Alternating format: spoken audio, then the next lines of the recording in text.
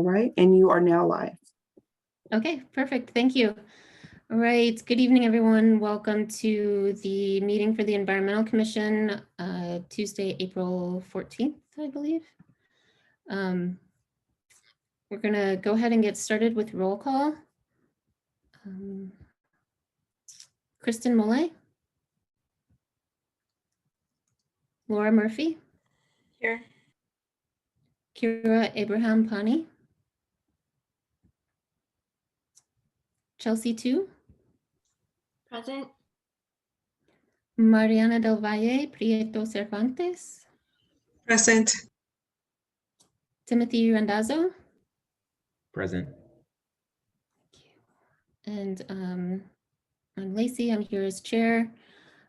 We have another member listed on the agenda, Becky Johnson.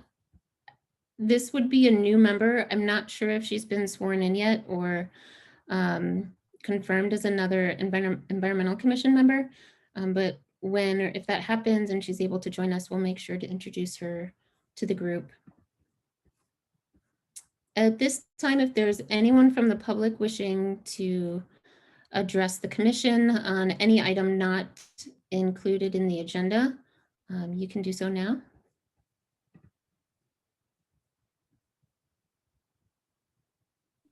Members of the public wishing to make public comment, please use the raise your hand feature. If you're calling in from a phone, press *9. Chair, there does not seem to be any members of the public wishing to speak at this time. Oh, I'm sorry, you have one. Okay, great. Diane Nielsen, you now have the floor for public comment. Thank you. Hello, commissioners. I just wanted to say this is the first time I've ever noticed that Zoom has been available for Environmental Committee. And I am so happy for you and the hopefully other commissions that may be getting this also. So that's all I wanted to say. Thank you very much for what you do. Thank you so much, Diane. We appreciate that comment. And yes, we share your excitement in being able to have this platform now. It's really important to all of us to ensure that the public has a way to interact with the commission live and sort of in real time. So yes, thank you. Any other members of the public? There are no other indications that members of the public wish to speak at this time. Great, thank you. I'm going to go a little bit off the agenda. I'd like to review the notes, and if there's any comments on the notes from last meeting or a motion to approve the minutes from last meeting.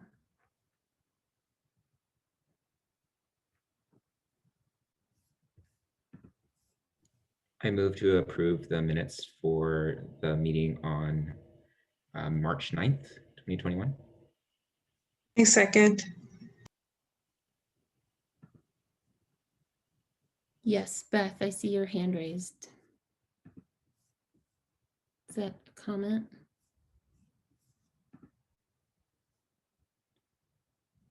I can't hear you if you're talking. Lacey, I'm going to jump in and say that I have not reviewed the minutes from the last meeting. They were not included in the files for this meeting, and I did not go back to see if they had been posted on that date. I wasn't able to find them either. And maybe that's what Beth is going to be commenting on. It looks like we lost her. She'll probably be rejoining in a moment. Chair, if I may. Yes. The minutes for the previous meeting were not included in the packet, and so a vote cannot be taken on that item this evening. Thank you. I don't think they were ready for approval. Okay. All right. That would explain why it wasn't in the agenda either. So thank you for that clarification.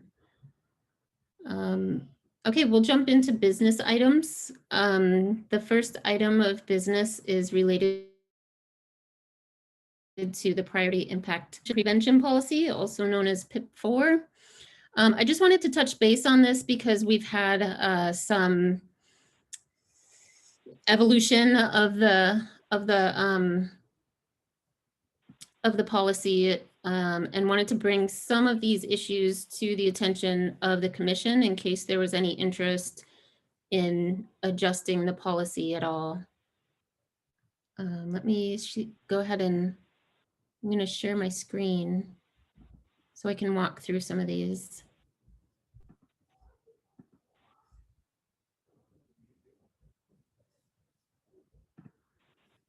Lacey, as Um, you're pulling that up, can I add two things? I had to connect and disconnect and reconnect again, so I apologize. No problem. Becky Johnson, that was added months ago onto the roll call of the civic clerk agenda, which is automatically generated. So Dominique, I'll probably have you take a look at that to get rid of that, because I don't think we have a new member. And then the other item, which I think you guys successfully resolved on your own, is that I did not attach the minutes from the last meeting. They'll be on there next time along with tonight's. Okay. Thank you. Thanks.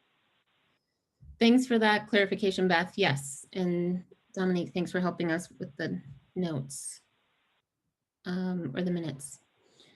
So jumping back into the plastics policy, Mariana did a great job finalizing the posters, and we are getting quotes right now to have these printed. So I'll share what the final versions were. I think it's great. We have both English and Spanish on the front of these posters rather than doing sort of a front and back piece. So this would be what is behind the line, so to speak, in the prep area. So when people are packaging everything and putting things into the to-go bags, this would be posted there.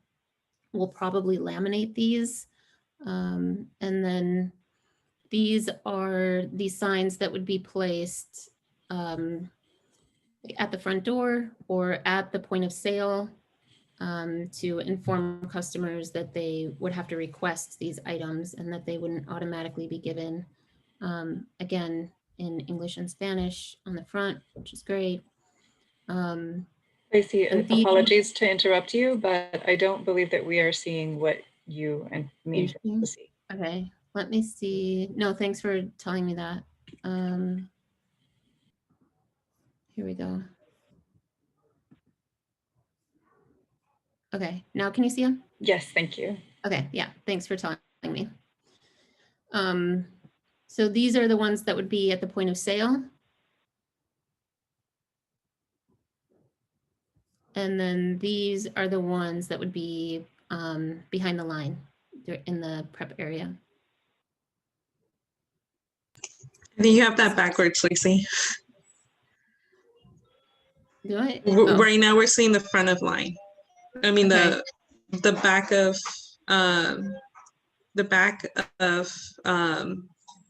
in the kitchen, and then that's what we're seeing now. Okay, I might be like, technology might be slower than my voice, so sorry. Hopefully you're looking at the one with the big circle on it right now. So these are finalized. Beth is working on having them printed. One thing that we'll need from the committee is support in distributing these. So once we have them, we're gonna ask commission members to help in the distribution of different businesses. And when we did this before for distributing information about the policy and encouraging people to come to some of the sessions that we had, the kind of lunch and learn sessions, we basically picked, I think, different parts of the city and sort of canvassed different areas. And if anybody had particular relationships or anything existing with businesses, obviously you can focus that on places that you frequent or that you're a regular customer. I think that's really beneficial if they're getting it from a face that they're familiar with. Timothy, did you have a question?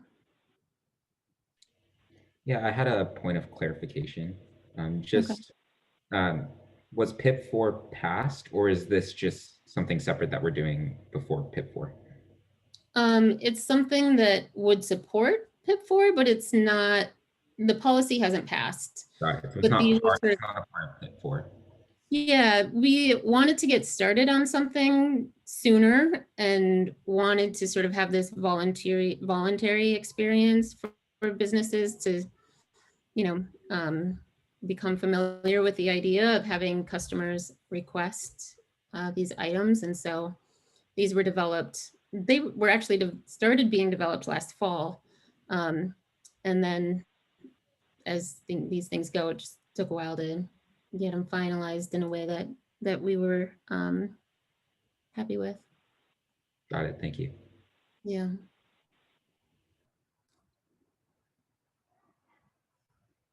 Any other questions? So as soon as we get the posters, or maybe even before we get them, I'll probably send out like a sign up sheet similar to last time, and folks can just sign up. I'm sorry. Can I? My family just put on Alexa music. I'm going to step away for just a moment and remind them that I'm on a meeting and to keep the noise down. So please just hold on a second.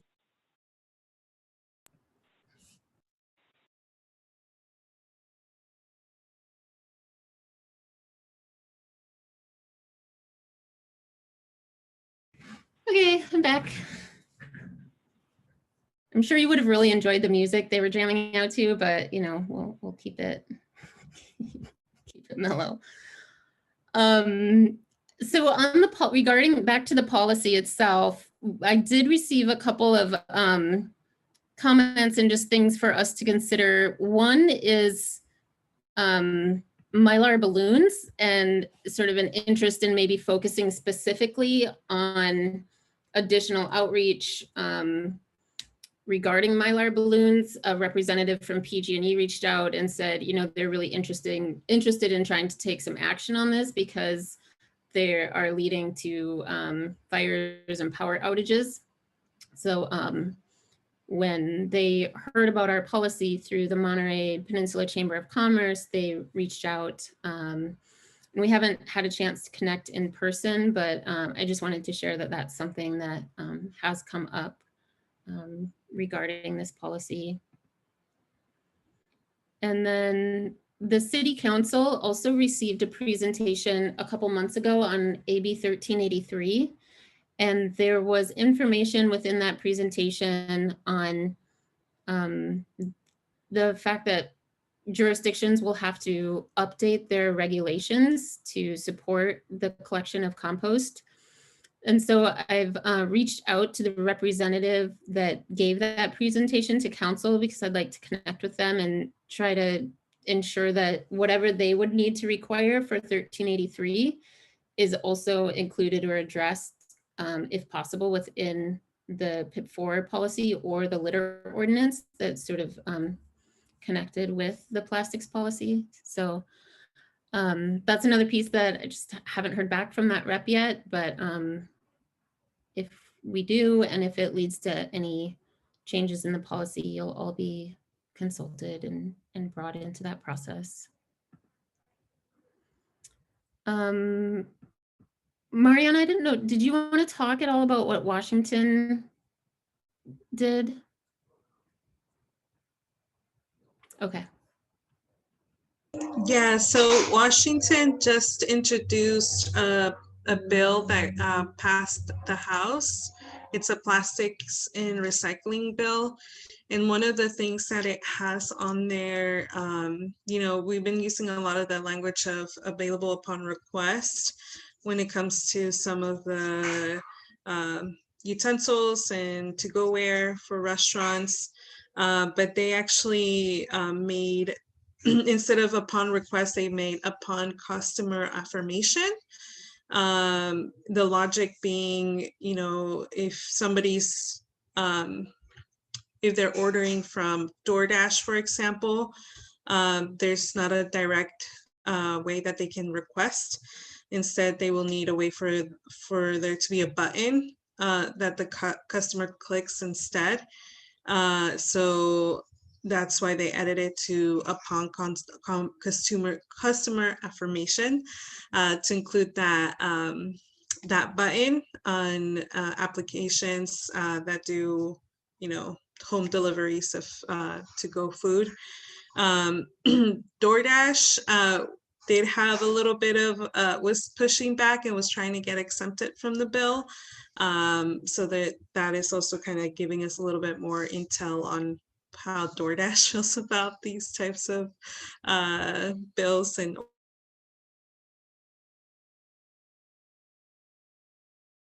ordinances to see if we wanted to adopt that language.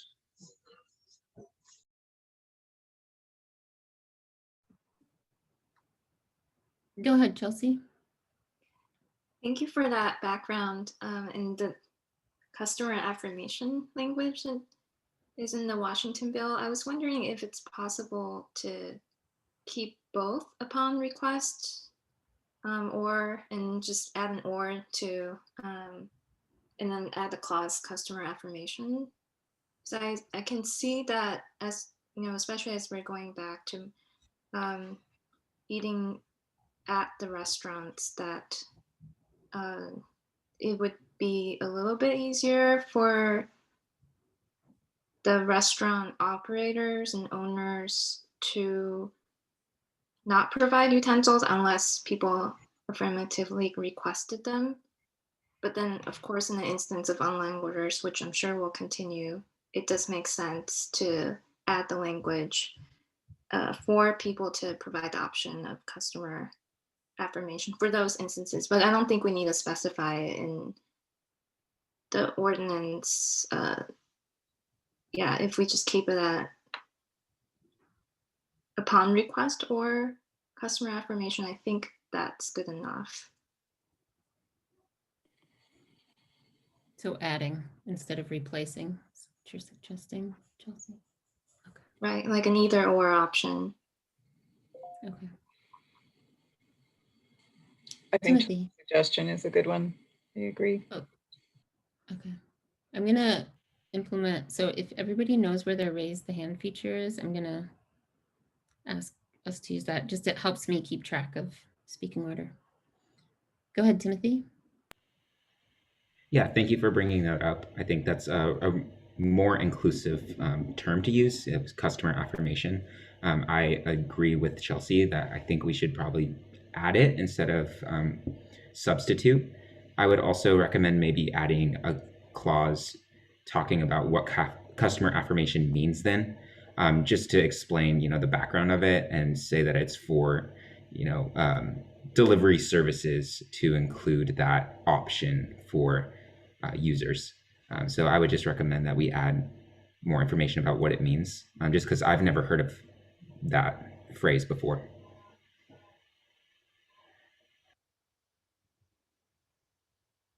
Kira?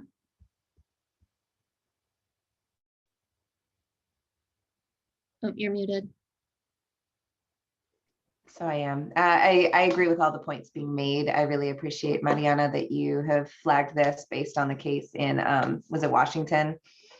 So it makes sense to me that we can sort of cover all bases by having affirmation or request and sort of leave it up to the businesses and in some cases, the delivery companies to figure out what that means. But, I'm a little bit, I don't know. I think we might think about whether we define what it means, to Timothy's point.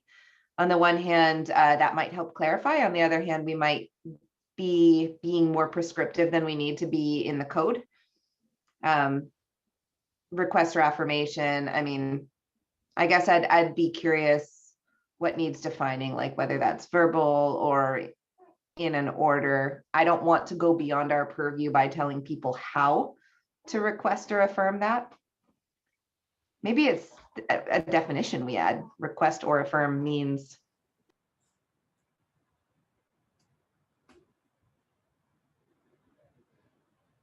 Go ahead, Timothy. Yeah, I think that's a really good point. I think I initially meant it as adding it into the definition section of the policy and not necessarily part of like the clause of it.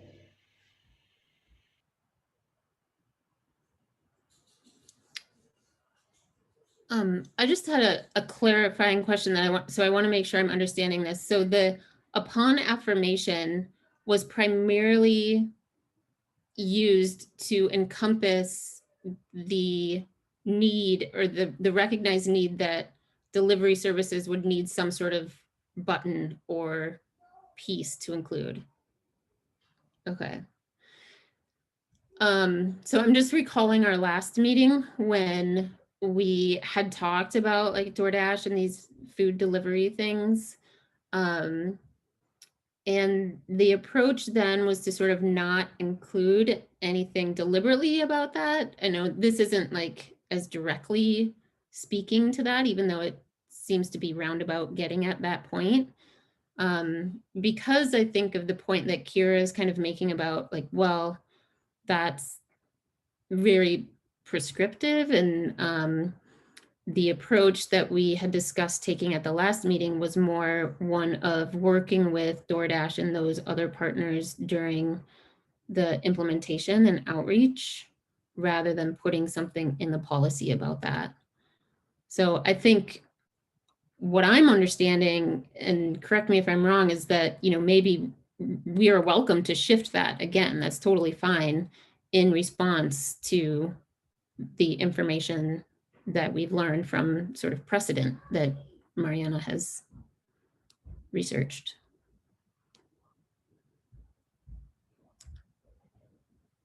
Go ahead, Timothy.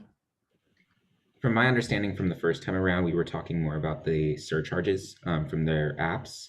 And I feel like that is more prescriptive of telling, you know, DoorDash or Uber Eats on how to run their business or how they need to change their business. Or like it's more technical about the app itself. But I feel that adding just this clause about customer affirmation just kind of shows that they are also responsible for providing, you know, plastic and plastics that are polluting our communities. So I feel that if we just make it in a way that highlights that they're also responsible without penalizing them with the surcharges, then I feel that it's kind of different, if that makes sense.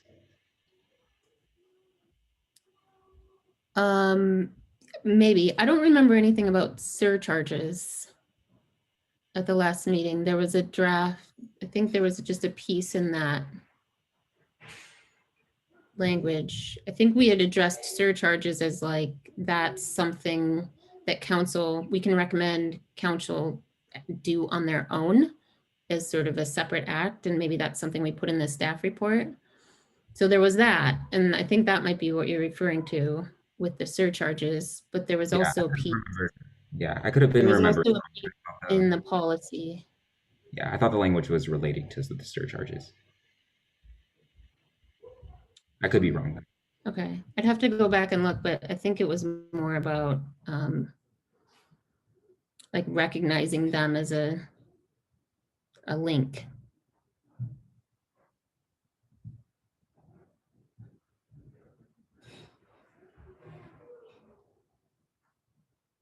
Well, we have a couple of routes of action. If there's a motion that anybody wants to make to revise the policy, we can motion to do that.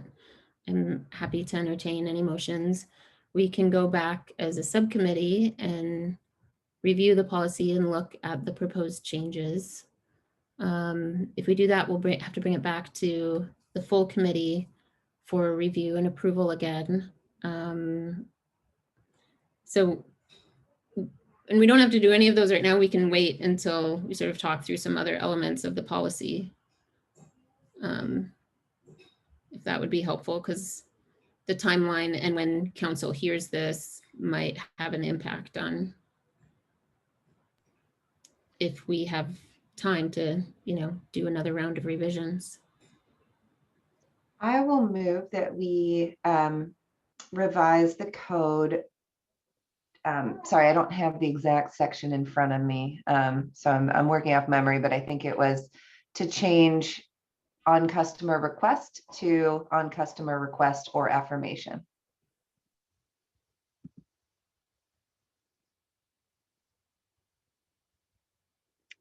Can you guys see my screen? I have the policy up.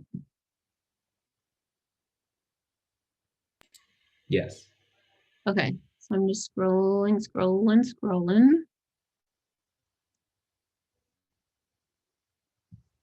So this would be the section that we would be changing. Okay, so unless requested or affirmed by the customer. I'm just gonna put that in parentheses.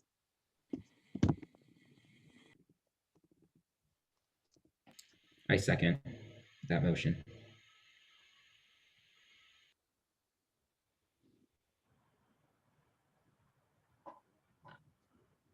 I just want to be clear, Kira, this is your only motion, or are there other areas that you want to incorporate, like the definitions?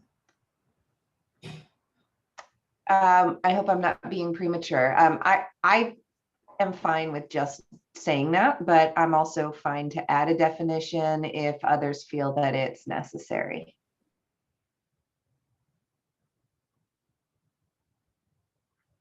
Well, why don't we,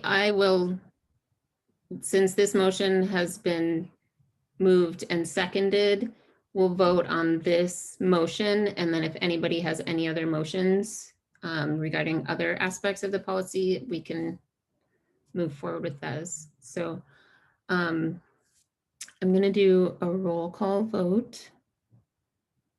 And I need to stop sharing my screen so that I can look at all your faces as I do this. Okay. So the motion is to add the language as proposed in the section 860.14a. And I'm going to go through all of you, including the people that made the motions. Timothy Randazzo. Aye. Laura Murphy. Aye. Chelsea Tu. Aye. Mariana del Valle Prieto Cervantes. Aye. And Kira Abraham Pani. Aye. I also vote aye, and the motion passes.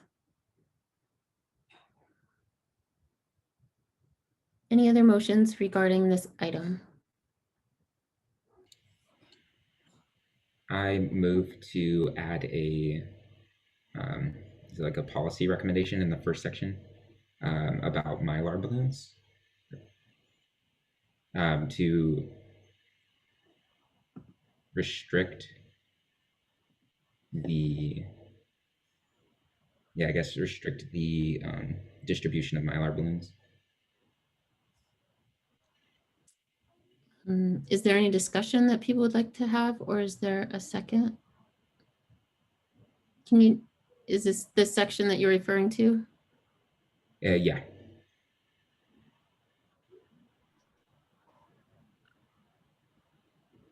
So balloons are mentioned in G, H, and I. Yeah, so maybe were you looking to, I guess my question, are you looking to specify the types of balloons, like Mylar balloons, or add that into it? I'm not specifying anything. If you have a motion, I'll entertain it. I was just providing an update on conversations or comments that have come up from community members. So I wasn't advocating one way or the other.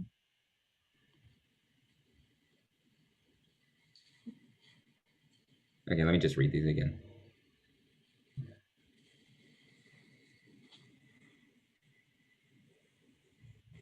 You can probably entertain Laura Murphy. She has her hand up. I'll read this again. Okay. Yeah, go ahead, Laura. So it seemed to me from what you were mentioning in the beginning, Lacey, that PG&E had reached out and was interested in maybe helping or coordinating promotion of consumer awareness about Mylar balloons, along with our efforts. That was more or less what I heard from what you had shared. And I don't think that necessarily translates to needing to specify Mylar balloons as opposed to any all plastic or poly-based balloon products. I think that simply calling out balloons in the policy makes sense, but as far as outreach and education that we might be able to leverage other community partner interest in doing outreach, which may or may not call out specific types of balloons, such as Mylar. Yeah. Yes, your understanding of my description is accurate. And I just want to reconfirm, I haven't had a physical one-on-one conversation. This has all been over email. So I don't feel confident really articulating exactly what's being expressed. I just wanted to share with this committee that it has come to my attention. I apologize. I rescind my motion then. Okay.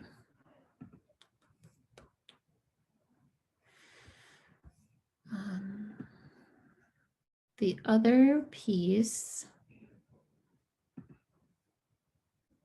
that I wanted to discuss was, or before discussing timeline and approval process, is outreach and implementation. So again, I just want to reiterate that I think it's going to be really important for us to dedicate some funds to supporting the implementation of this policy. Otherwise, it's just a policy that sits on a shelf and gets dusty and isn't really implemented. Obviously, we all want it to be implemented and effective. And so I think there are suggestions of approaches, and I'll save some of this for the budget discussion, but I just want the committee to know that I think in regards to this policy, we should consider supporting funds to support the implementation, and that would include things like a resource guide, both virtual outreach, technical assistance, partner agency coordination, because we've all done a really good job on this policy, but I just don't think we have the capacity to implement it to the level that it would need to be implemented. And then timeline for approval. Beth, I'm going to turn to you for this piece, just to talk a little bit about what the process might be for putting this on the council agenda. Sure. Can you hear me? Yeah. All right. So the process is typically there's a management meeting held the week before the public notice goes out for council meetings.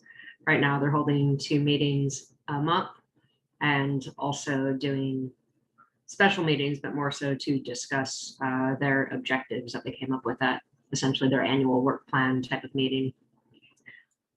So the goal would be to look at the council calendar. We do have a lot of other amendments that are moving forward, likely prior to this, just because of the council priorities that have been set out. As you all recall, when we did the study session, this wasn't something that we were told to look at, but the EC was created by council, and we do have our objectives of the committee there. So I do appreciate the initiative and amount of work that's gone into creating this. If I try to put it on the next council agenda meeting, I have no idea what's discussed in those management meetings. So it could be that it could move forward. It could be that it does not. There's still some work that I need to kind of clean up and make sure that when I'm preparing for the packet moves forward. That includes reviewing some recent suggestions that were made to the draft staff report that I had started, as well as just putting together all the attachments that will be considered as part of that application. I would say we should have it before council within the next 2 months for a first reading. All amendments require 2 readings. So those will be booked back to back in consecutive council meetings, kind of depending on what does happen at the first one though. Second reading happens, and then 30 days after that, the code becomes effective. unless we specified something else in the code, which I think was a discussion we were having a little bit earlier on. But hopefully that provides you with a good enough synopsis of what that process is typically like. Thank you, Beth. So I just wanted to sort of timeline this out. So if this takes 2 months to be heard for the first read, that would put us into, let's just say for the sake of argument, the second meeting in June. So end of June, council's first and third meeting Thursdays, right? Correct. So that would be June 17th for the first read. And then the second read would be For first and July. third, I mean, it could be the 3rd and the 17th. It could be the 17th and then the 1st of July. And that would throw us Okay. to August 1st for implementation, effectiveness date. Okay, so August 1st, let's say that it's the 17th and then July 1st. And then August 1st for implementation. That would give us still August, September, October, November, December. It's 5 months for businesses to get acquainted with it.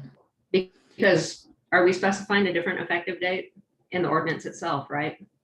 January 1st, 2022. Right. So the more that my main concern is the more we push it back, the sort of less time we have to help businesses with the transition. So 5 months is probably still okay, but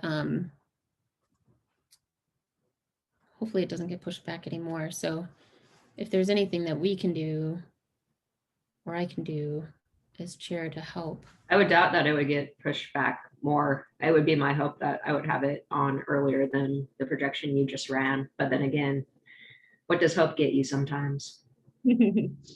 Okay, so let's just say worst case scenario, it would, go through the process and be effective August 1st. That would give us 5 months. Okay. And I think we will be discussing the potential of having assistance with outreach and what that might look like. So timelines are going to be helpful in figuring all of this out. But yeah, definitely the earlier the better. I'll do what I can to push it forward. Okay. Thanks. Okay, let's see, where are we? That was everything I had for this first business item. Any other comments from the council? I think I'll open it up for public comment too, since we've been discussing a lot in this section. Dominique, is there anyone there for public comment?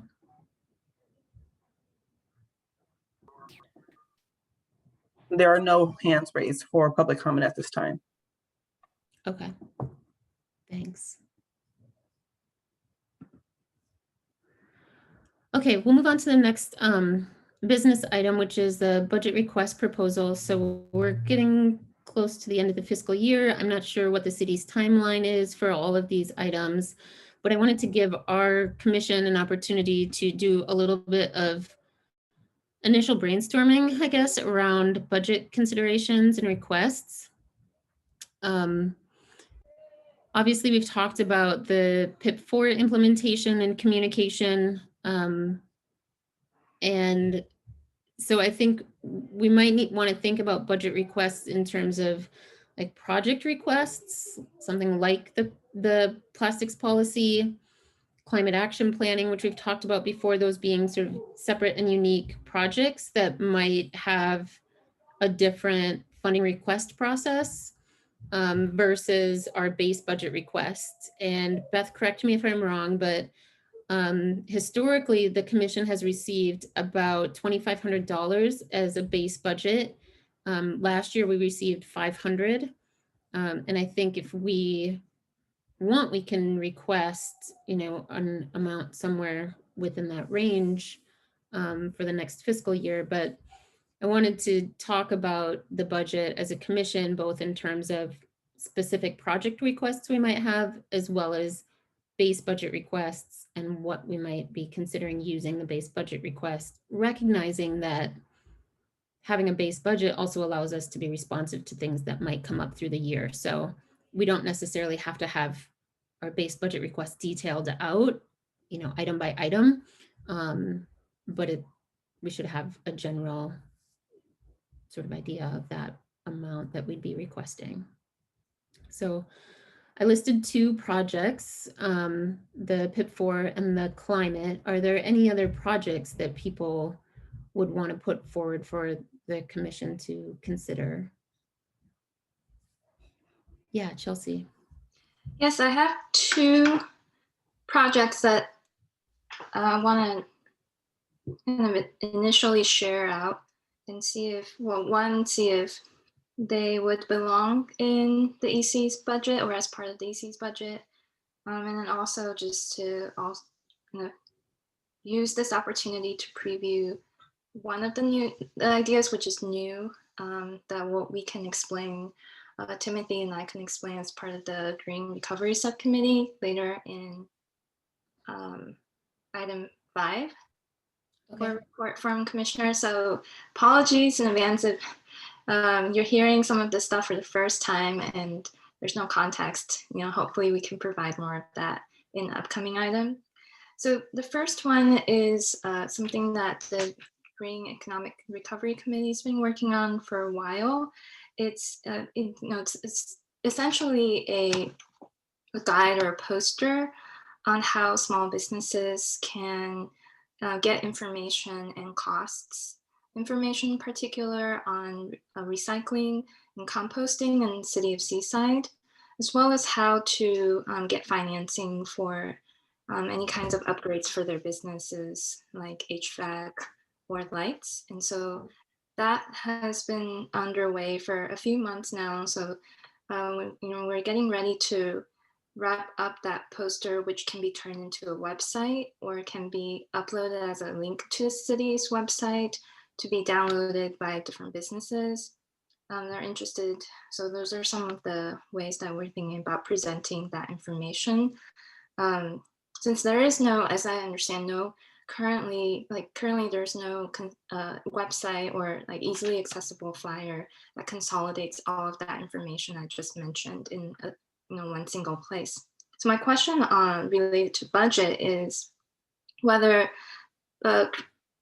making a web page out of the city's website as one of the city's web pages would be an IT item, part of the city's operations, or would we also need to budget specific item under the EC's budget for this endeavor for turning the poster into a website?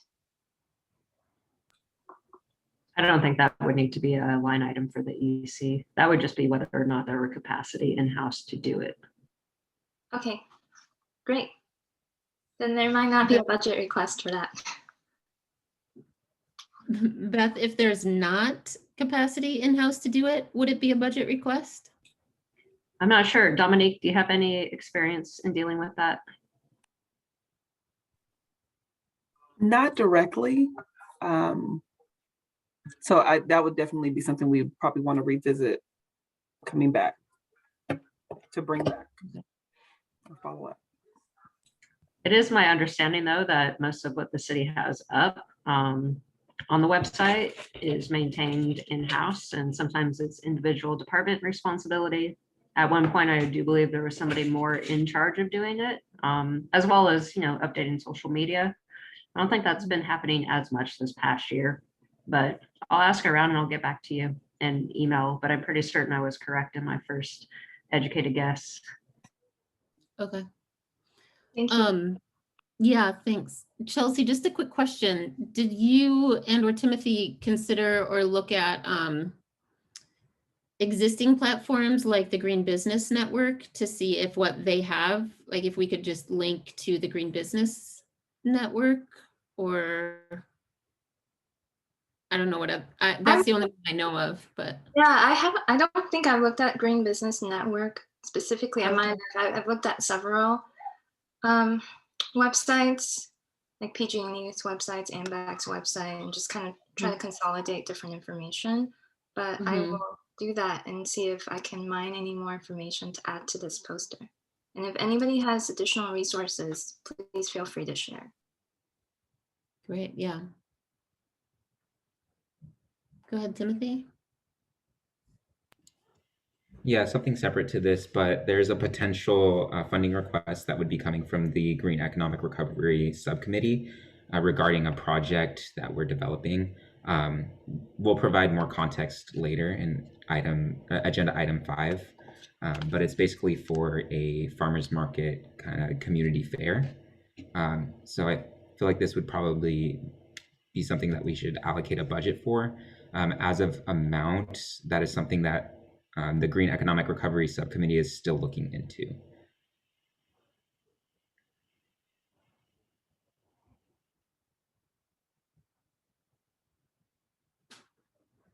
Thanks, Timothy. Chelsea, if you need any additional information on the California Green Business Network, let me know. They did a presentation for us, but I think it might have been before you joined the commission. But they had a lot of resources that might be valuable in addition to what you found for AMBAG and Great. PG&E. Great, Yeah. I will reach out to you. Thank you. Okay. Yeah. Yeah. Hi, Laura. Go ahead. So for budget request items, I would say for the Habitat Subcommittee, there are some small miscellaneous expenses, but a lot of materials are being provided in kind from the city, and also budget needs have been covered primarily by our community partners that are also participating in habitat maintenance.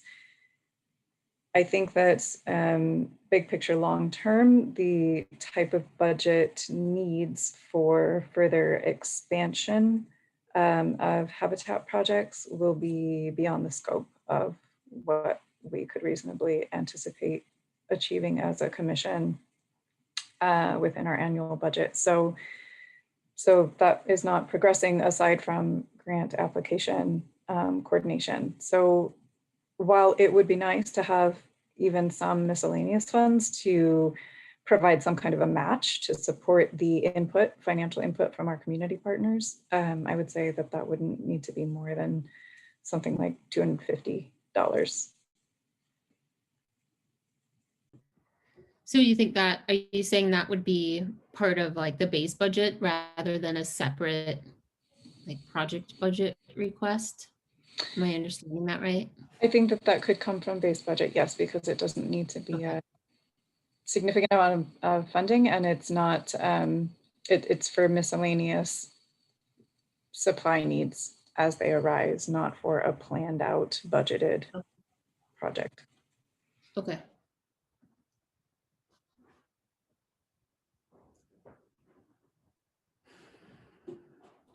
An idea on that is once we see what we are allocated, we could have a meeting. If there are even very specific requests at that time, or even just more generic based on our past year of experience in doing these collaborations where we do just want to earmark it. That way we don't need to have a meeting and hold a vote every time something pops up. If we know right off the bat, we want to put it towards certain projects. Mm-hmm.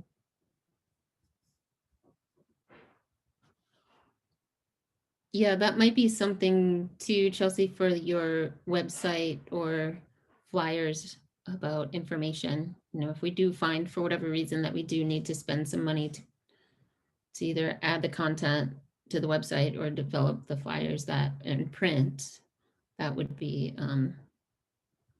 something we could allocate within the base budget rather than a separate sort of project budget. Okay, that sounds good.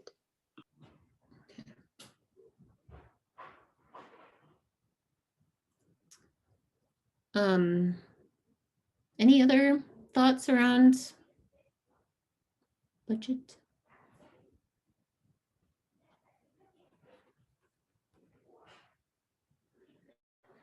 Okay. Any public requests on this item? Or public comment, sorry.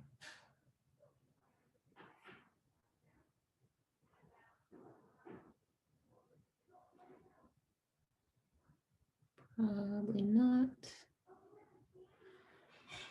All right, so with all of the comments that the commissioners made, I've been making notes, and I'll probably just chat with Beth one-on-one about these and put something together for the commission to then review. But it seems pretty straightforward.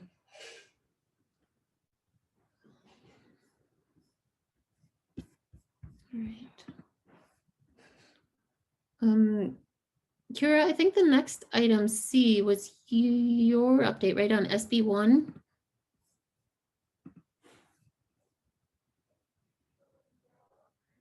I believe this was the adaptation planning information. Okay, thank you. I thought I was sharing that. I know I shared it by email, but I did not realize it was added to the agenda. So if you can give me just a moment to pull up the information so I have it in front of me, I'll be happy to summarize it. Sure. I just would like to make sure I have everything right. Yeah. Okay, so I'm just sharing out for the commission's awareness as well as for city staff awareness, simply reporting out what I saw in an article from the San Diego Union Tribune. According to that piece, then SB 1, Senate Bill 1 would allocate up to $100 million a year for local governments to conduct sea level rise adaptation planning. The bill, which I believe has been introduced but not yet passed or signed into law, so this is, I believe, still speculative. If it passed, then it would also require a bond measure to be passed in 2022. So again, this is just forward-looking and still rather conditional. But if that funding is passed and SB 1 is passed, then grants could be provided by the Ocean Protection Council for cities to make adaptations to mitigate for or prepare for sea level rise. Now, the reason we would want to pay attention to this now is because the way this legislation is written, as I understand it, priority in funding would go to cities that have already begun the work. And this kind of analysis and planning does take quite a bit of time. So this is why I forwarded it to Beth, and I think it's great for the commission and even more importantly, the city staff to be aware of this. We may, let me see here. I'm kind of reading as I speak. Sorry, I'm not more prepared. Yeah, priority goes to cities that have already started local climate adaptation planning, especially sea level rise. We've been talking with the county about their local climate adaptation planning. We've also been aware of the city of Monterey doing some sea level rise planning and analysis in regards to their options in maybe moving around Del Monte Avenue and the waterfront to either retreat or armor the coast in anticipation of sea level rise. So I just want to make sure that Seaside is both aware of what's on the horizon with sea level rise itself. I do think it's really important for our city to be doing this kind of analysis and looking at the infrastructure that could be under threat, maybe planning different adaptation scenarios. And in the next couple of years, we might have significant state funding available for us if we have done that groundwork. And I just don't want Seaside to be left behind. I'm also flagging this because if our neighboring city, for example, were to choose to armor their coasts, there could be a direct negative impact on Seaside because erosion tends to be, sea level rise and erosion tend to hit harder next to areas that have armored. So that's yet another reason that I feel Seaside should be keeping pace with our neighbors in doing these analyses. all of that is to say, I'm not sure, maybe we can have a short discussion about what the commission thinks and whether we might want to make a formal recommendation to the city council. I don't know if we're allowed to, I don't think we can make recommendations to staff, but you know, what would be our options moving forward as a commission in urging that kind of analysis if the commission agrees that we should. I'll open it up for discussion, but just to answer your question, since it might be helpful for the discussion, is I think our best course of action for communicating would be to draft a memo that we can send to city council. That's sort of the traditional route. We could also talk with our council liaison about how to elevate this topic or conversation amongst council members. Yes, Chelsea. I really appreciate your bringing this bill proposal to us, Kira. I was just actually reading it and pulling up online, and it looks really promising. It's passed a couple of committees already, so that's good to know. And it looks like the $100 million that you mentioned for adaptation would go towards planning and implementation. And I was thinking, you know, in connection with climate action planning for the county, that this might be a potential resource if the bill is passed into law to implement any kind of adaptation policies that climate action plan, you know, shapes up. So it looks like, yeah, so it could be that we work with other local governments within the county that, you know, have coastal and ocean access, and obviously, you know, facing similar issues due to sea level rise and other climate impacts, to work together to get this money in connection with how the climate action plan directs policies and, you know, addresses sea level rise.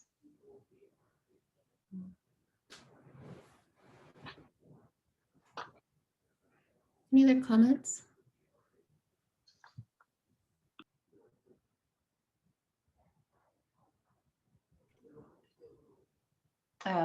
If no one else is jumping in, I just There wanted is to. actually. Oh, Sorry. sorry, No, I didn't go see ahead. Timothy's hand. Go ahead, Timothy. Yeah, just thank you for bringing this up. It does seem really promising, and I really appreciate the fact that you brought up that Seaside should be taking the actions to also do what our neighbors are doing, because there could be very serious adverse effects if we don't. So I just want to echo that, and thank you for bringing that up. And yeah, if you were going to move to make a motion, I'll second it. I'm going to add something into the discussion. Oh, go ahead, Kira. Sorry. Oh, you're muted. Okay. I think I'm understanding the sign language correct.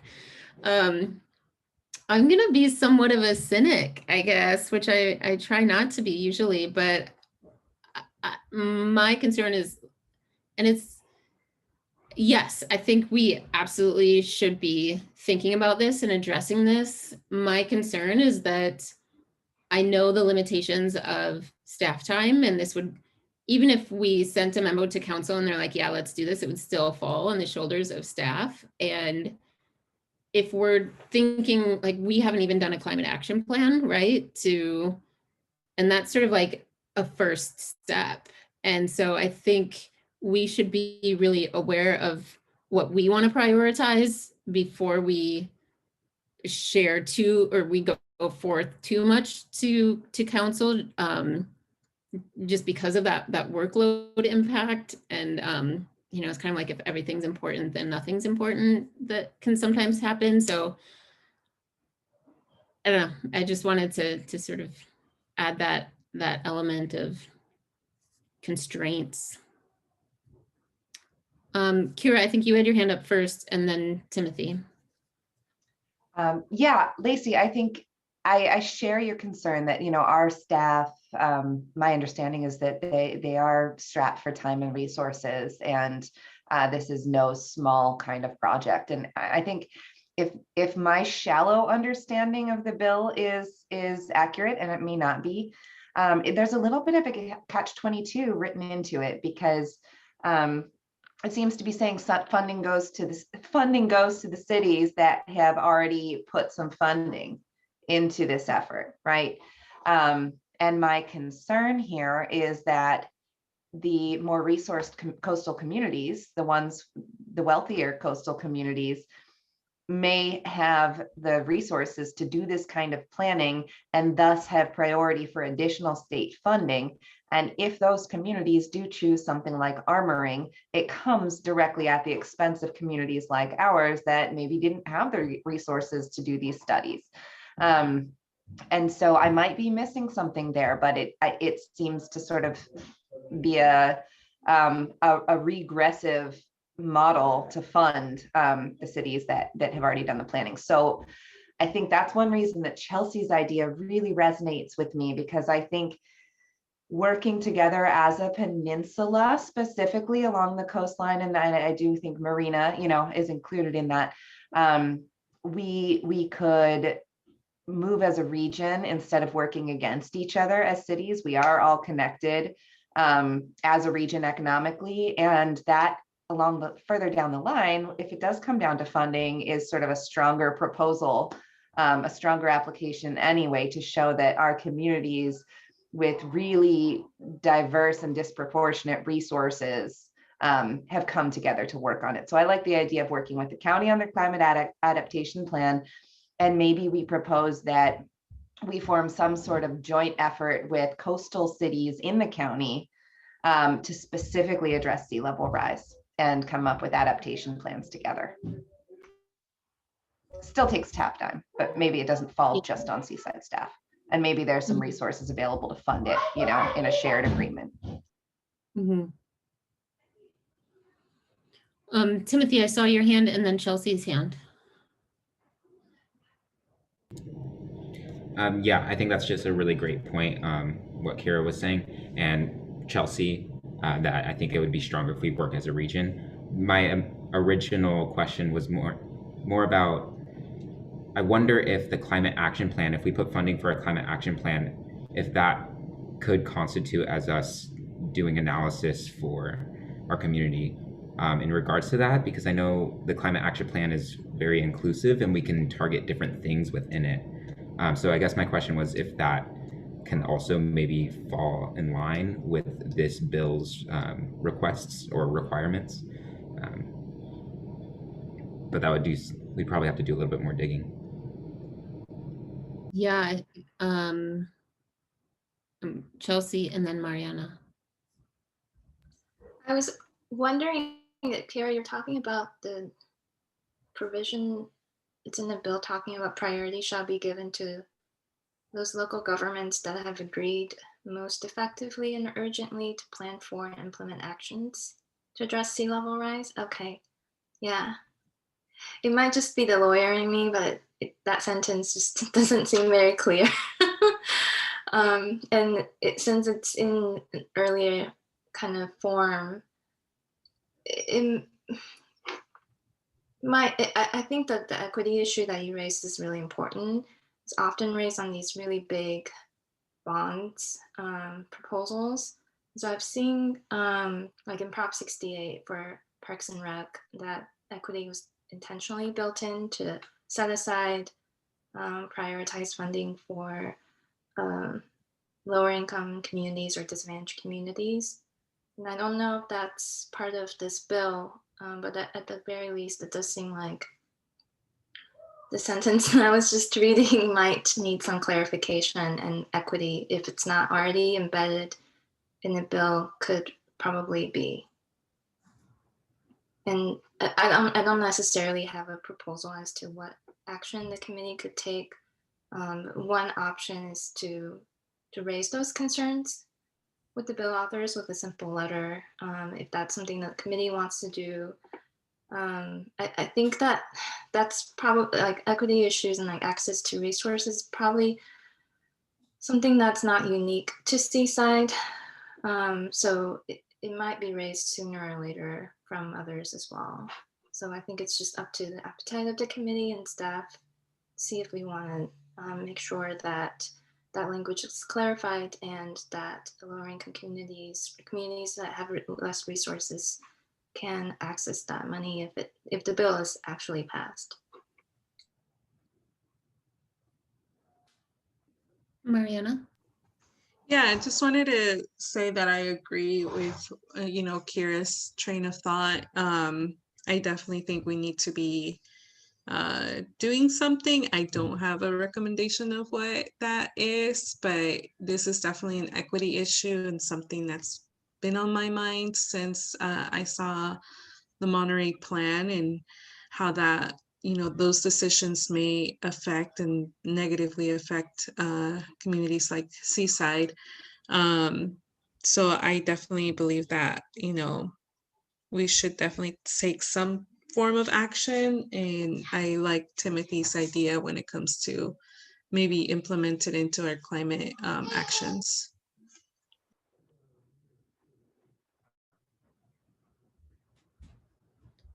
Go ahead, Kira.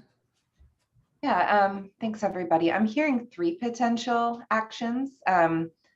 One is recommend that, I can't remember quite where we left it with the county on the climate adaptation plan, but it sounded like there was a lot of interest in trying to integrate with and or piggyback on what the county is doing. I sort of felt like the county was discouraging it, but we were leaning into it. So we could follow up on that and look at our options. B, as Chelsea suggested, we could consider just as a commission or as a city reaching out to the bill authors and just raising that issue. Maybe it's already been considered, maybe other cities have brought it up. The third idea on the table, I think, is for Seaside to engage with our neighbors, at least, Marina and Monterey, at least on the specific question of sea level rise. We know that Monterey is actively analyzing its options. I don't know where Marina is with it. I don't know where the others peninsula cities are, although I know that Pacific Grove took some hard looks at sea level rise and coastal erosion in their local coastal plan, which they have. I think we could do that without waiting for the county to do the climate adaptation plan, which could take years, and without waiting for the bill. I just think, engaging with Monterey and perhaps Marina to explore a regional approach to sea level rise planning might be something we can do sooner than later. Just engaging in the conversation. I have just sort of a point of clarification. So when we're talking about the county's work, I'm familiar with the climate action plan that they've been developing, which is different from an adaptation plan. Are they working on an adaptation plan as well? I'm sorry, I was referring to the climate action plan. I might have conflated the two. No, that's okay. I just wanted to make sure I wasn't losing it. Okay, because I missed plenty of things. I might have missed that. And the difference, Lacey, is that climate action plan is like proactively planning for what is to come. Sorry, go ahead. A climate action plan looks at reducing greenhouse gas emissions, and sometimes it's a CEQA approved climate action plan, which sort of gets into how future development can support or mitigate their emissions through using the climate action plan, or it may not be CEQA approved. That's sort of a determination that the jurisdiction would have to make. Whereas a climate adaptation plan is saying, look, this is happening and this is how we're going to respond to protect our community. So one is more, proactive and one is more reactive. Thank you, if that helps. I was conflating them. I can see the difference. And the other thing to keep in mind, and I think this is important because in my experience, climate action plans don't always include adaptation measures. They're usually addressed separately. A sustainability plan is generally much more broad in terms of its scope. So that could potentially be something that an adaptation element is introduced in. because they're starting to include more and more aspects of resiliency. And that's sort of where that adaptation and resiliency sort of can sometimes get, language can be used interchangeably, I guess, sometimes with that in sustainability plans. But so that those are sort of the three considerations of types of plans. So does anybody want to draft? I mean, anybody is welcome, I think, to act on the suggestions that are put forth. If anyone is interested in drafting a letter to send to the authors of the bill, I think we can do that and then review it. Beth, correct me if I'm wrong, but my understanding is we could also reach out to neighboring, draft a letter to send to similar environmental commissions or our counterparts at other jurisdictions if they exist, or maybe it's just to planning staff or to council on behalf of ourselves. If we wanted council to approve that before we sent it, we could, but I don't think that's necessarily required. But Beth, you can correct me if I'm wrong on that. It wouldn't be necessary to communicate across commissions like that with different cities. Although I want to think about the effectiveness of what you're proposing. And it could be that we do send a memo to our city council just regarding this topic in general and encouraging them to even share what communications they've had on this so far, if any, with other jurisdictions. Also encouraging public comment at those meetings. And that could be a coordinated effort where it's not just one 3-minute comment, but it's successive 3-minute comments on a similar subject. Right. It's not always clear what happens to memos after they're received. Right.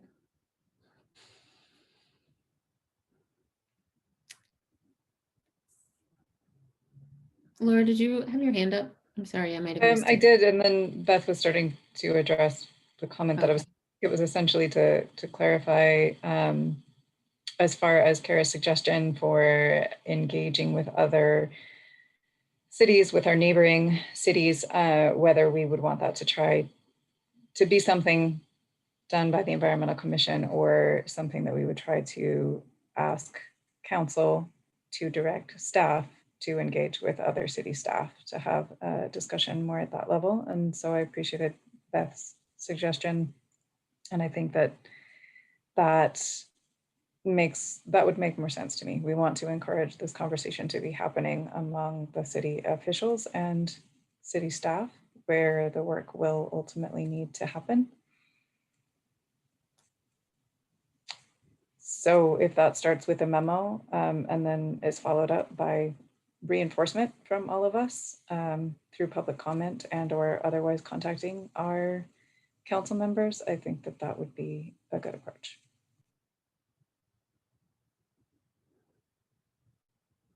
Does anyone want to volunteer to take a next step or to keep this moving?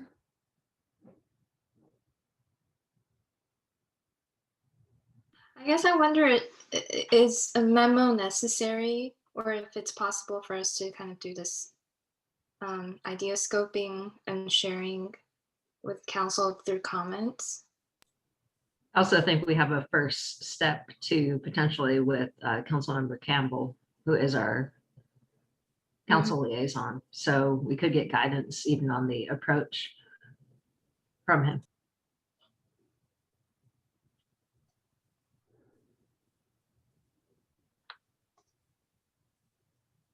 Go ahead, yeah, Kira. Yeah, I appreciate that. I think a conversation with council member Campbell is a good idea. And I can't remember, do we have a climate subcommittee? Okay. All right.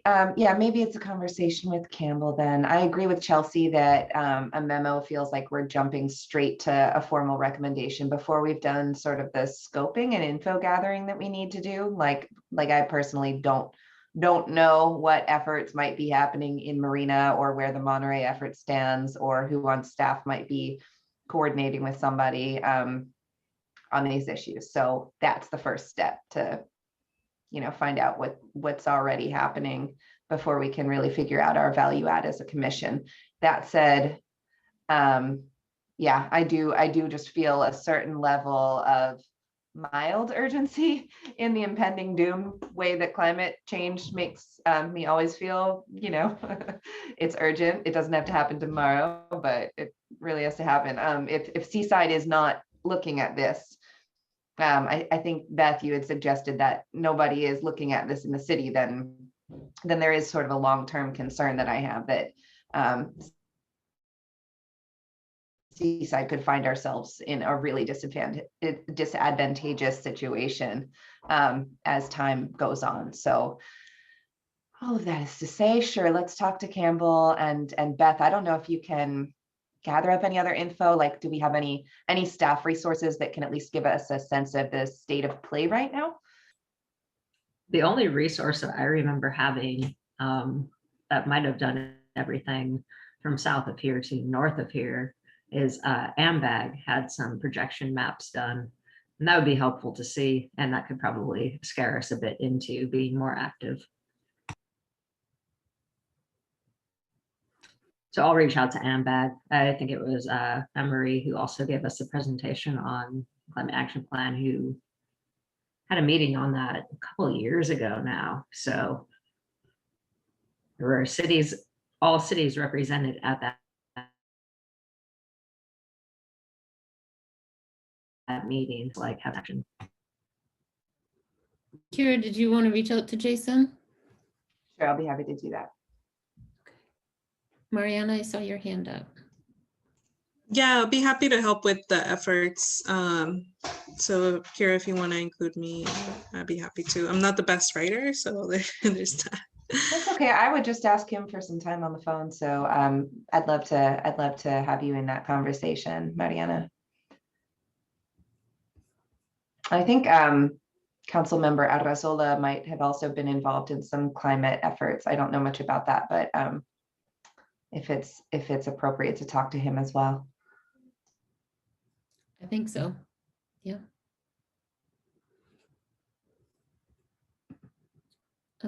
Okay. Any public comment on this item before we move to the next? There are not any requests for public comment at this time. Thanks. The next item, Beth, I believe is yours, the overview of the Sustainable Central Coasts Climate Summit. Yeah, Dana Morrison actually attended this meeting, so she has a presentation for you on that. So I'm going to hand it over to Dana, my colleague. Thank you. Perfect. Hi, Dana. Good evening, committee members. I believe this is my official time being introduced to you. Can everyone hear me first before I continue blabbing? Wonderful. You see nods. We can. You're good. So I am Beth Coburker, the other associate planner for the city of Seaside, and I was able to attend the Central Coast Climate Summit series, which occurred 2 weeks ago. So we had various presenters from cities. Some of what they discussed will actually touch on the discussion you guys just had. We do have some cities who are moving forward with climate action plans, and they also gave a good number of resources for getting information on tools regarding climate change and sea level rise, emissions, GHG, and how to get a climate action plan moving forward. So here are some of the cities that came. We had Gonzales, San Luis Obispo, Monterey County, AMBAG.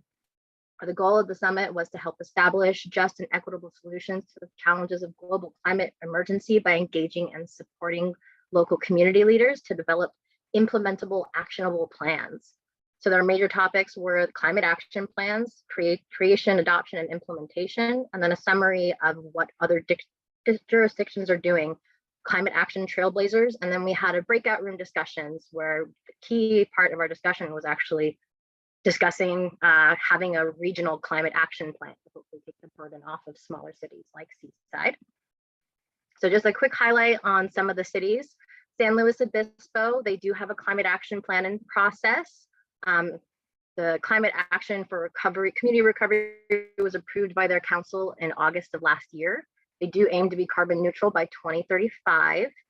and they are adopting a resilient slow, which is a planning initiative to help the city of San Luis Obispo prepare for the climate impacts and the changes that will come as a result of this. And they're going to be updating their city general plan safety element to include adaptation strategies, education, implementation, community input, and vulnerability assessments. Santa Cruz is also working on a climate action plan. And so it's working this year and then proposed to be hopefully implemented by March of next year. So they're also doing an interim recovery plan at the moment before that's adopted, bringing in muni-skilled labor workforce development, green economy workforce development, green and quality of life infrastructure as well. The County of Monterey, which you guys did mention, they are developing a sustainability program and climate action plan. So it might have been where that kind of crossover, because it isn't just a climate action plan, it's also a sustainability program. It is in progress. The climate change integrated into their local hazard mitigation plan in summer of this year is what they're due to do. And then CAP is hopefully going to be drafted by winter of this year and aim to be published in fall of next year. And they are conducting a countywide emissions profile.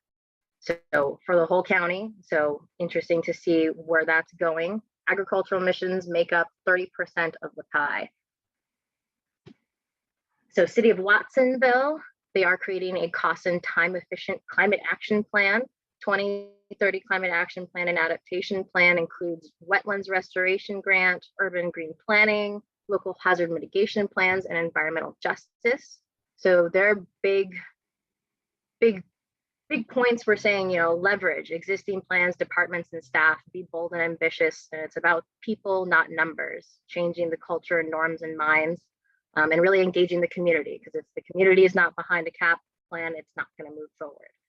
County of Santa Barbara has their One Climate Initiative. It's their flagship program, climate change vulnerability assessment and safety element update, wanting to understand climate impacts and their vulnerabilities. So they're doing the assessment currently still. It started in summer of last year, and then they're hoping to create their adaptation plan later this year and continue working on it through next year. So their goal is to reduce carbon emissions. Natural and working land GHG inventory is going to be happening, has been happening since November of last year, and is still being worked on now.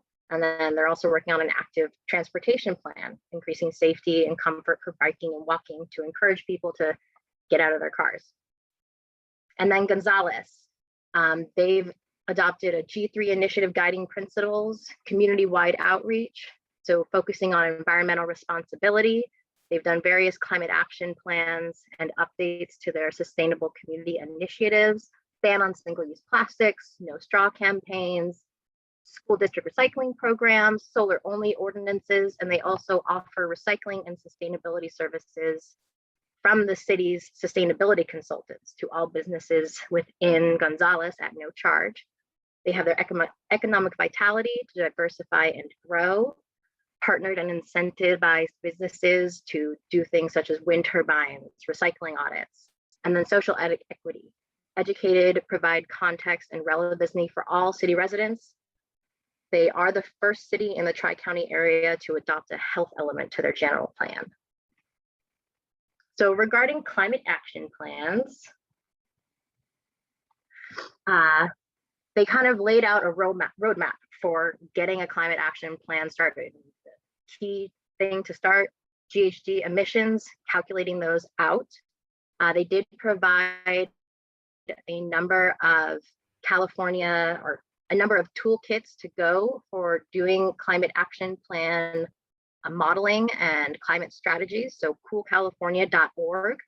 They also have maps showing where there are jurisdictions that have adopted local caps. And interesting thing to note that of the 482 cities, 181 of those cities have caps, and of the 58 counties, 21 have caps.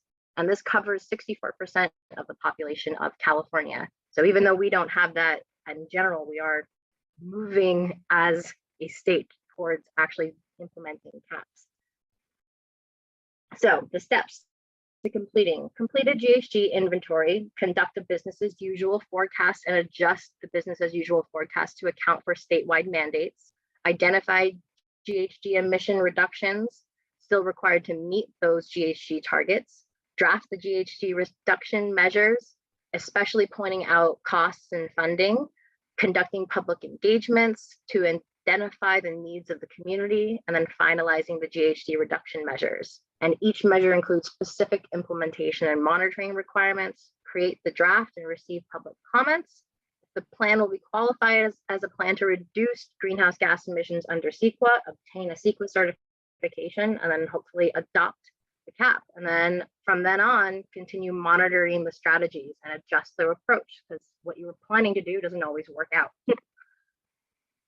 So funding, the biggest things are cities don't have funding, cities don't have staffing.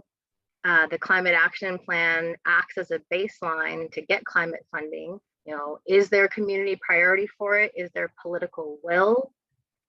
Department objectives, resourcing and prioritizing actions and projects. CAP can help by snapshot of emissions by sector, giving the opportunity for stakeholders to engage in the process, prioritizes strategies to meet the goals of the cities, and then hopefully it will be adopted by elected officials and can become actually enforceable. Not everything can be funded with grants. Review of various capital improvement programs and processes to identify projects that are related to sustainability and could be adopted and aren't necessarily actually climate action, but do have climate impacts. Understanding the timing of budgets. So our budget discussions coming up with the city will be useful in knowing, you know, is there extra money somewhere that could be put towards maybe staff time to put this together, or maybe just relying on a more regional climate action plan to be done and having us focus on projects which the EC can actually implement, like what you're doing with the PIP4 and those type of projects. Build a fund. Are there revenue opportunities, leasing land for solar, generating power, carbon offsets, evaluating a CAP's implementation and funding sections. So this is the big, very interesting. I found this very useful. I haven't had a chance to go through and look at each of these, but these are each a website we can go to actually review existing climate action plans, climate change research. I've especially looked at resilientcalifornia.org and CalAdapt. Lots of good information, very amazing. Will be very useful in moving forward. And one of the biggest things, even if we can't develop a CAP, cities should still try to develop some type of climate action. It doesn't always have to be a CAP for it to be something that makes an impact on future climate change. And then as part of the breakout discussions, you know, we did discuss that many small cities don't have the resources and staffing, and how it would be extremely helpful to have a regional climate action plan to kind of cover the entire region, take the burden off of the individual cities. But this really requires elected leaders and upper management to be invested in helping to push and drive CAPs forward. It's a very technocratic and regulatory process. Having it done at a regional level might make it easier to deal with. And that allows cities to focus on areas where they can really have an impact. Cities that do have individual CAPs, they noted that it's very important that we have similar tracking measures so we can actually compare the communities on the peninsula as time moves forward.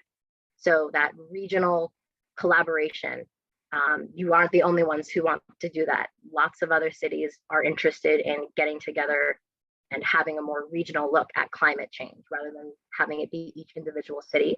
And then lessons learned on how to engage with the communities. COVID has really helped us learn how to engage with people without actually talking to people in person, and using that moving forward. And then if anyone is interested, I do have a link to the actual meeting, and I can feel free to share that later, send out an email. And if you guys have any questions, let me know. Thank you, Dana. That was a great recap. Does anybody have any questions? Go ahead, Chelsea. I have two questions, Dana. Thank you for that great presentation. I learned a lot. I was wondering if one, the county has or is planning to update their safety element of the general plan to incorporate climate adaptation policies. I know you mentioned that a couple of other nearby jurisdictions have already done that or are doing that, and I was just refreshing my memory on that. A related law, I think SB 379, that passed a few years ago, that basically requires local jurisdictions to update their safety element. I think by 2022. I'm sure there's other timelines and factors. So I know we were talking about climate action plans not necessarily not necessarily including adaptation policies.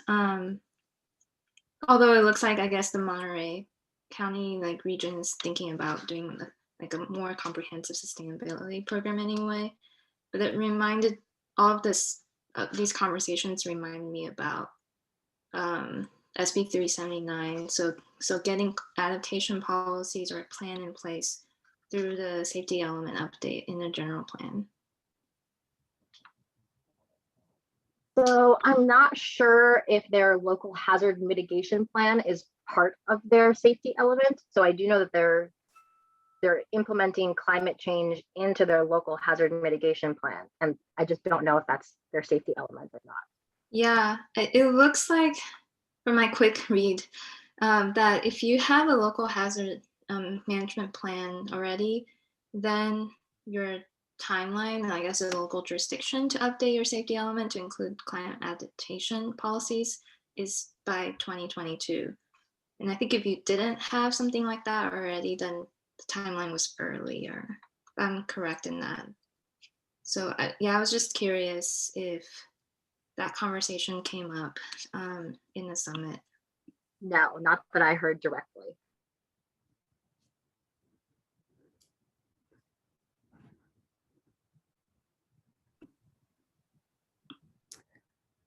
I didn't hear anything either. I participated in that summit as well. And the only clarification that I might add is, and I don't know how much Ashley went into this either at the summit or with us, but I know and Ashley's the sustainability coordinator for the county. I know she's been interested in proposing as part of the sustainability program, which I think is different than the plan. So they're not doing a climate action plan and a sustainability plan. I think what she's referencing is building an actual program with, to then help implement the climate action plan. That's my most recent understanding. And as part of her program, or even perhaps separate from the program, she's really interested in supporting a multi-jurisdictional staff member or team. And that might be a really good approach. So sort of picture a staff member or a team that would discuss things like regional adaptation plans so that Monterey doesn't do one thing that then messes up the coastline and seaside or marina. So that might be something that, it's not in place yet, but it's something that we can advocate and support because, the environment doesn't have the political boundaries that we have. Yeah, thank you. Thank you for that clarification.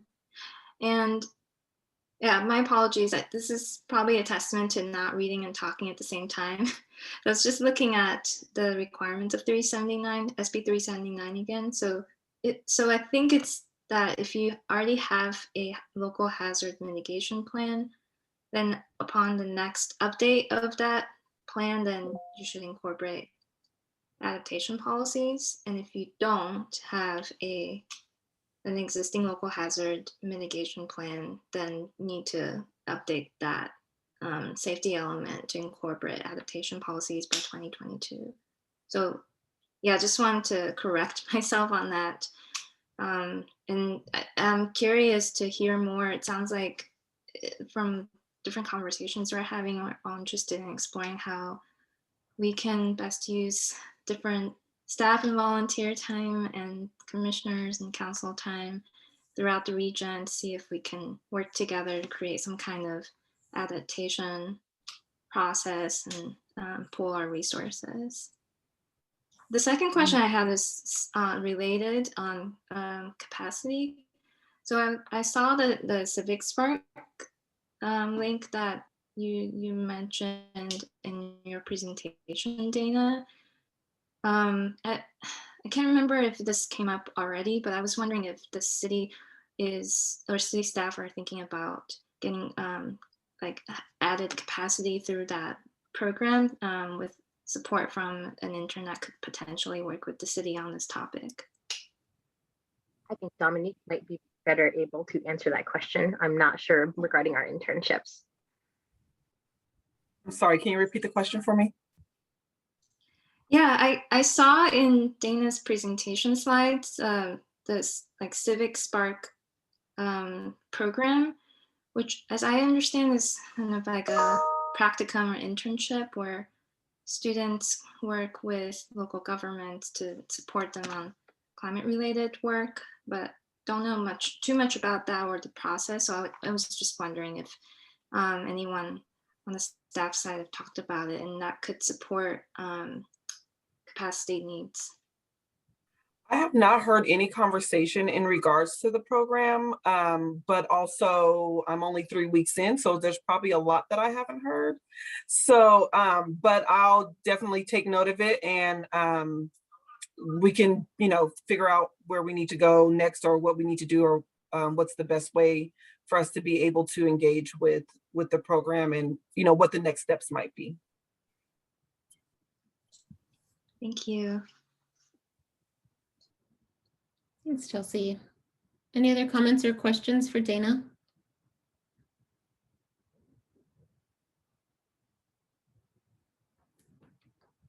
I have a question that came up based on your presentation, Dana, and maybe you can help answer it, or maybe Beth can.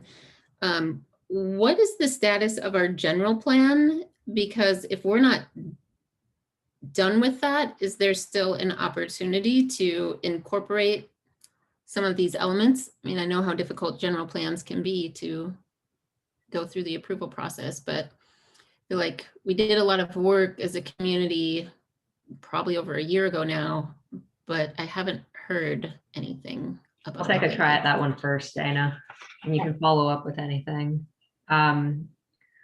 We recently got approval from council for budget to be directed towards a specific consultant to finish up that work. We would expect soon to be looped into those conversations in terms of even making some more significant and substantial changes to what was done more than a year ago.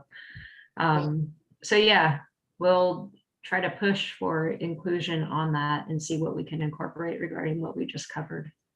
Dana, Okay. anything you'd like to add? Nope, that was my understanding as well. Okay.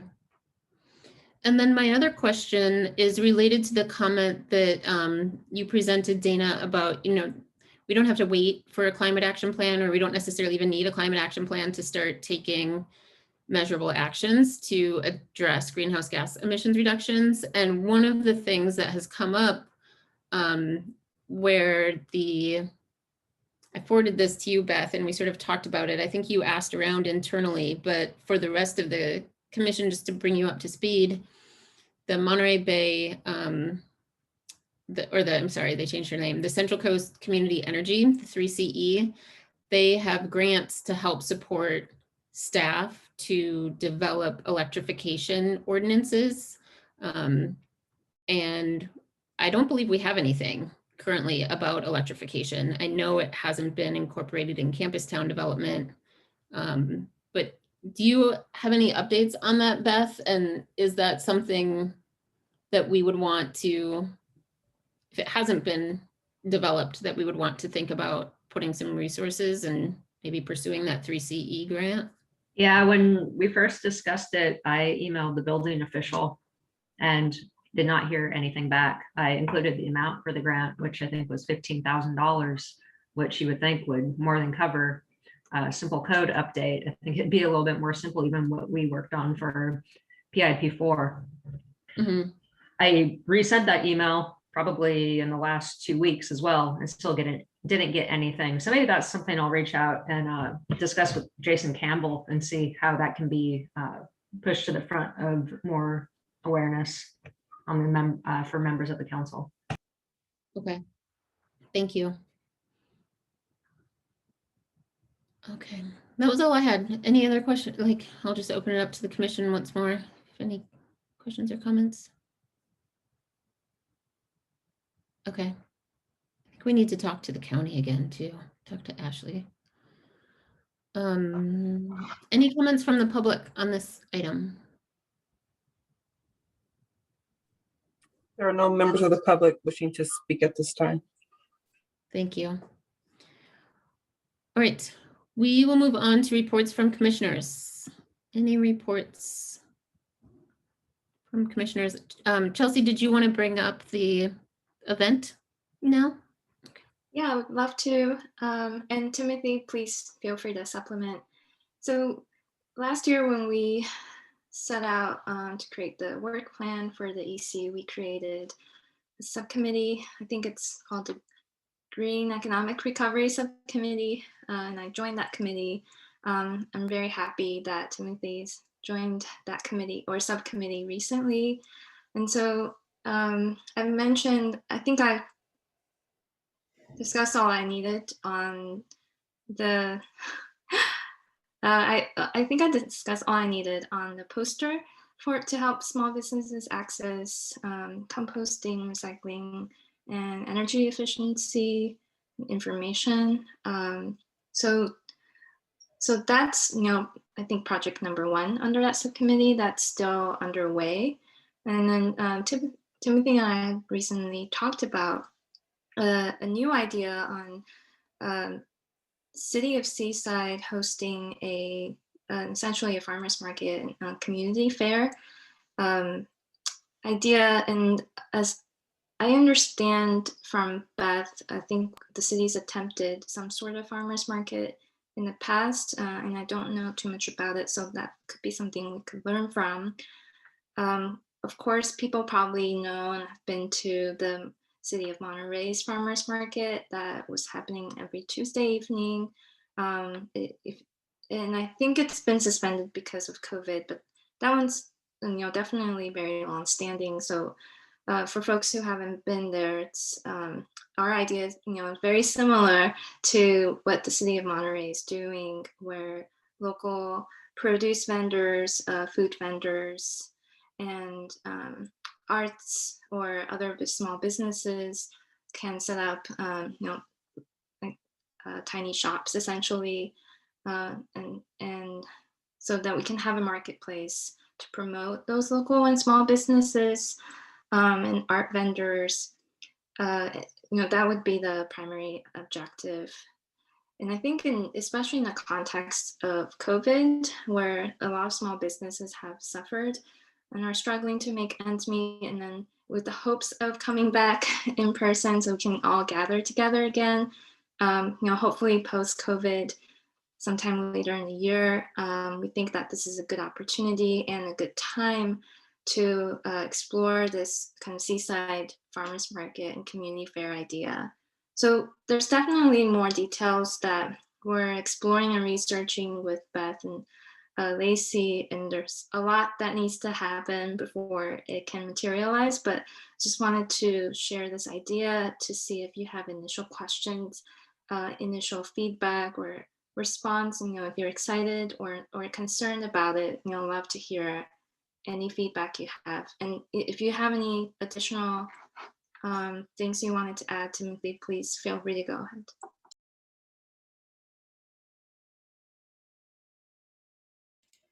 Yeah, thank you. I think you summed it up really perfectly. So like in terms of time and location, we were thinking of either making it bi-weekly or a monthly type of thing on Fridays.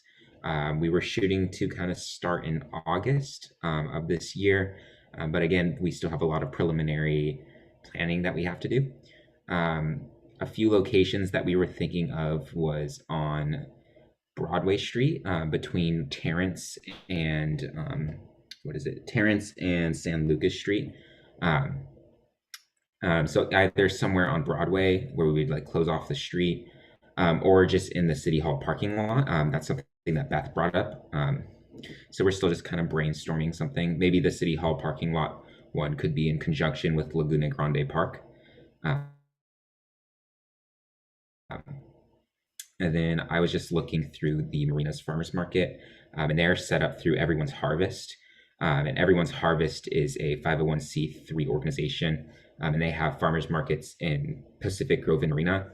And they basically handle all of the vendors. So they have a application process that vendors go through, and they must be approved. And then they're basically on this roster. So that's something that we could look into. So basically they kind of handle all of the logistics. I sent an email to them just to kind of see what the process is and how they establish theirs in Marina and Pacific Grove. So far that's kind of all the research we've done. Laura? Hi. Okay, so I'm glad to hear that you've reached out to Everyone's Harvest. Everyone's Harvest was the administrator of the farmers market, which was attempted and ultimately failed in Seaside. And that was in 2019. Can't remember exactly when it started and ended, but that was on Saturday mornings on Broadway in the downtown section. And they will be able to give you a lot more information about how that went for them and what the challenges were, but it essentially was not very well attended. So I think that the idea of having it be less frequent than once a week is perhaps helpful, also given the changing circumstances in society and people being more attracted to outdoor gathering, potentially coming out of the pandemic, might be in our favor. And I think that including and encouraging other types of businesses, and specifically local businesses, which might have loyal followings and can rally their base essentially to come out and participate and get a certain critical mass of participation, will be very important elements to include. So very interesting. Timothy and Mariana. Yeah, thank you for bringing that up with Everyone's Harvest. That was something that we were talking about, and I was considering when just looking them up and considering them, is that they have, their vendors, and that's kind of a limitation for them being not seaside centric.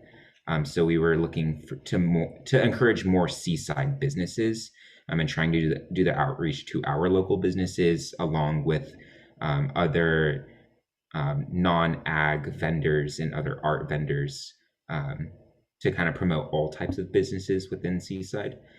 That's something that we're looking into. It's just going to be a lot more planning. But yeah, thank you for providing that information about Everyone's Harvest. We'll look into that.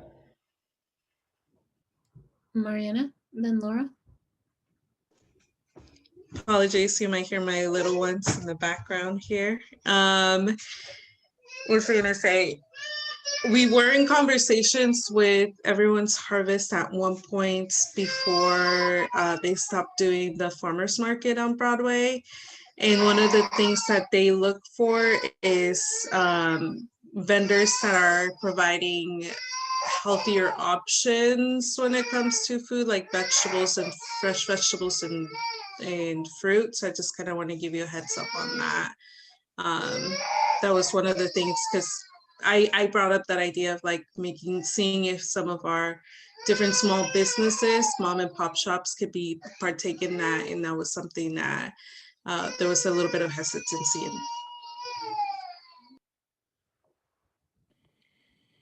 Take my turn now. I just had thought this also could be a really nice opportunity to encourage active transportation,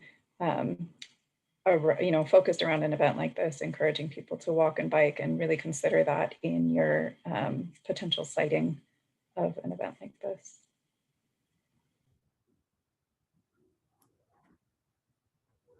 Go ahead, Chelsea. No, go ahead, please. Okay. I was just gonna add that I really like the idea of a community event, especially if the focus is on sort of welcoming people to the seaside economy, so to speak, you know, like let's promote our local businesses, let's support our local businesses. And as we're planning it on the back end, sort of subtly, this is how you do a sustainable event, right? Like this is how compostable items are used. As much as I would like to have an event on like, so like focused on the environment or like farmers market, I don't know that we'd get the same audience, but I think really promoting it as like, you know, a community, inclusive, everybody would be a really welcome sort of treat for our community. And I mean, live music, if we can get it, and I'm perfectly fine doing it once, right? Like, or maybe once a month for August, September, and October, which are like the really, you know, nice weather months around here. It takes a little bit of pressure off of like trying to maintain attendance for ongoing events. I also like the idea of incorporating sort of a tour somehow with it. I think this has been discussed before, like a culinary tour of the different food locations around. And, you know, maybe for people that choose to participate in it, we can provide them with the compostable ware, like to try out for this event or something, you know, so that sort of subtle environmental piece, or, you know, ride your bike from stop to stop or walk from stop to stop. Might be kind of a nice twist. And I know Sustainable Seaside, I think has, maybe it wasn't them, somebody has discussed doing some sort of a food tour for Seaside. So I like it. I think just projecting it in like a really inclusive community way, and also still being aware that we don't know what's going to happen with COVID entirely. So I wouldn't want to plan a whole bunch of stuff and then have a resurgence and have to shut it down. Timothy, then Kira. Yeah, thank you for all this commentary. I think it's very valuable, and I do like the idea of, you know, maybe just having one or two or three of them to kind of be this like more sustainable return back to some type of normal, or just like promoting our local businesses. I just want to add the notion that I think it would be really good as well for the returning student population at CSUMB. To kind of introduce them to, you know, the culinary world of Seaside and, you know, other businesses within Seaside, because that's going to ultimately be a huge, you know, economic contributor to our businesses is the student population.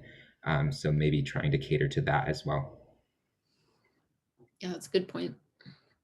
Go ahead, Kira. You're muted again, my dear. I'm just trolling you.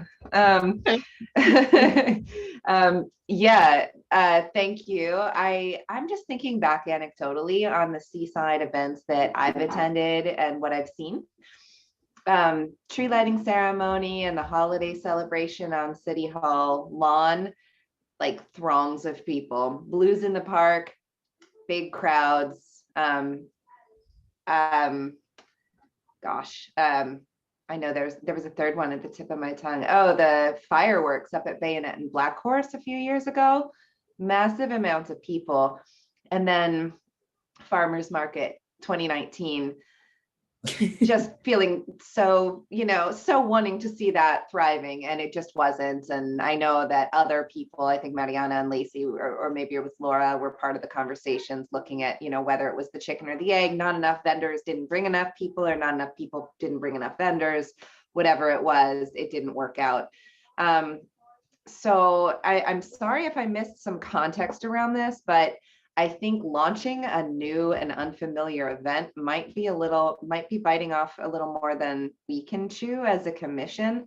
But please correct me if I missed some of this, because I will totally admit that I had to turn off my camera and deal with my kids eating dinner.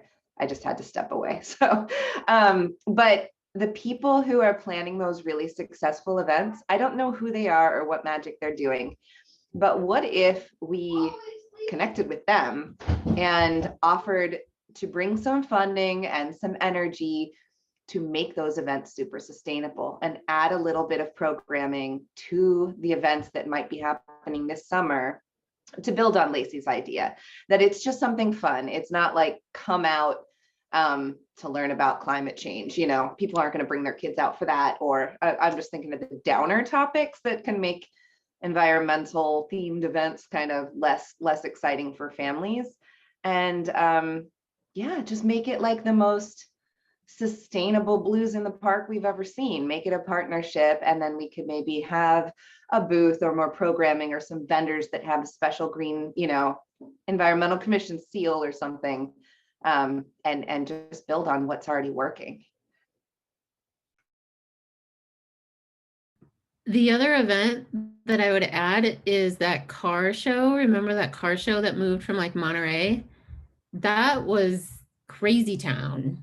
Concours de Le Mans, like the feeder cars. Yeah, whatever it was the craziest I've ever seen Seaside, and like every food vendor was sold out, and it was really fun. It was really cool. And if I can add to that, having brought my kids there, the food vendors that we went to were giving us single-use styrofoam, and I was like, there's a city law against this. So yeah, it's like they knew how to throw the party, but they didn't have what we might bring as a commission. So it could be a really good, you know, collaboration to bring the two together. Beth. Yeah, an in-person event, of course, all the benefits everybody's already talked about. Just a couple ideas to share that just crossed my mind. When I was thinking about the people mentioned, we're talking families, we're talking college students, we're talking people who just live in Seaside. In addition to looking at an event, it would be kind of interesting to see what other collaborations we could do. And it could be based during a certain period of time, like a small business week, month, whatever it's currently classified as, where maybe we do create a map or a list of businesses in the city that are maybe even catered to certain age groups, demographics, kid-friendly, etc. Because if I'm new to CSUMB, let's say I'm a transfer student, I'm 21 years old plus, there's certain things I'm going to want to know about where I can potentially walk into a corner store and get the best sandwich in Seaside, as well as a good like craft beer potentially, or where the marijuana establishments are located and what's the best pairing for that in terms of bakeries in the town. So I think it could be really cool. I know that we did have kind of a list of restaurants in Seaside that has not been updated in years. It was like a 3-part pamphlet that you would, you know, open up, and it had some indicators that this was seafood or this was this type. But I think that could pair up too with when we go out and pass out some of these PIP4 related items, asking them at that time too if they're willing to be put on a list. And the encouragement that happens with those various demographics is if we're catering something towards a college student age, we could tell them like, post this on Instagram or whatever social media that restaurant currently does or doesn't use. Either way, like generate some interest beyond just a one-time thing or a one visit, and kind of try to promote it in that manner as well.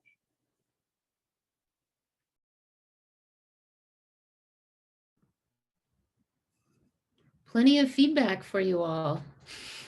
For you both. Appreciate all of this. I'm just seriously taking notes.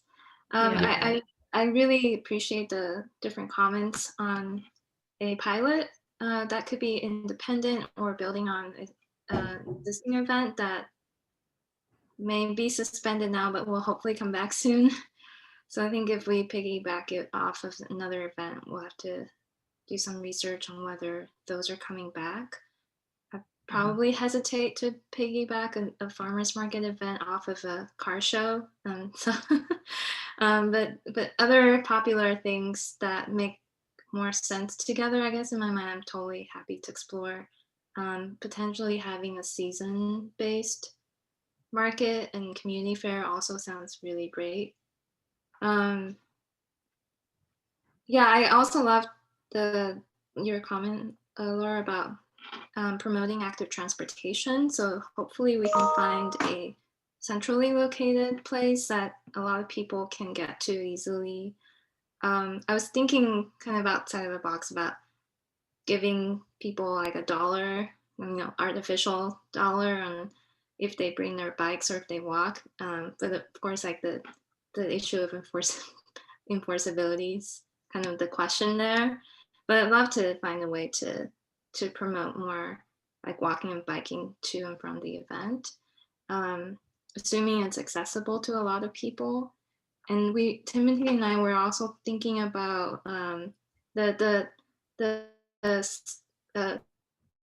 like using this event, however it shapes up to be, as a way to kind of walk the talk of environmental protective practices, like using compostable ware. So I was thinking about reaching out to a couple of companies on whether they might be even interested in donating materials or partnering with us. So I think there's a lot of good ideas, and all of that. I think y'all mentioned like different partnerships that we can continue exploring. The Monterey, City of Monterey Farmers Market is interesting because it's actually hosted by the Business Association, a really different model than the Marina one. Yeah, and then Beth also mentioned that we could potentially partner up with the Neighborhood Improvement Program Commission. I think it's what it's called. So there's definitely a lot of partners, I think, out there. And I know someone mentioned Sustainable Seaside, so I'm happy to reach out to them as well.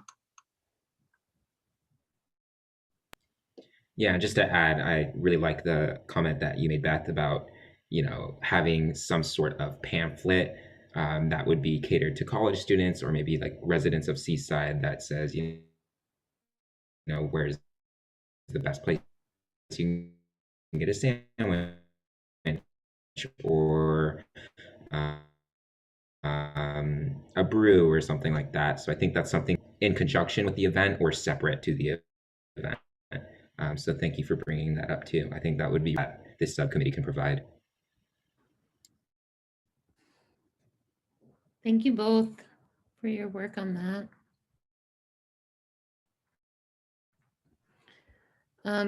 Any other commission updates?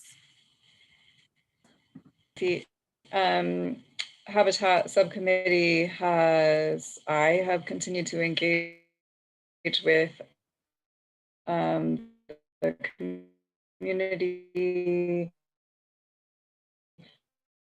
and other commissions, namely the Parks and Rec and FOSPA. It has been hosting Saturday morning from 10 a.m. until noon, park cleanups and pollinator habitat maintenance events. So I've been forwarding those to Beth, who has been forwarding those invitations to all commission members. Everyone is welcome. Please share them broadly with the rest of the community. We have had some pretty good attendance, and it's very encouraging to see, including commission members from Parks and Rec and also Councilmember Pacheco. And that will continue, and we will just be rotating. So we're moving around all of 7 parks, and then we'll start over again once we've met all of them. So pollinator habitat maintenance continues, and Sustainable Seaside Earth Day events. I hope Beth also will be sharing information about that. I've just forwarded. They will be having an Earth Day event the weekend after Earth Day, Broadway cleanup on Sunday, and then they're having a tomato sale in which they are also offering free pollinator plants for anyone who purchases tomatoes. Sustainable Seaside has discussed the possibility of a biking park tour instead of their sustainable living tour, potentially this fall, but everything depends on how things go with post-pandemic development. So nothing is yet slated. I will be attending the Parks and Rec meeting next Monday, and have updates about what's happening there, but the tree planting will not take place until autumn of this year. Thanks, Laura. I just want to add, I think the FOSPA work days on Saturdays have been really successful. I want to reiterate that. And the one this week is at Highland Otis Park. So if you all, oh, there's Laura. She turned her light on. If you all can, just mark these sort of on your calendar, and hopefully the message that Beth sent out or the messages sort of can be automatically entered onto your calendar. I think it's really great way to sort of just get out and connect with our community and, sort of show our service on this commission in a way that's different than these meetings where we have to sit inside of our rooms and stare at screens. So yeah, definitely encourage all of you to attend those if you can. Any other reports from commissioners? That represents both of our committees. The Plastics Policy Committee talked plenty earlier in the meeting. And reports from staff. Beth, do you have any reports for us? Let Dominique introduce herself. Yes.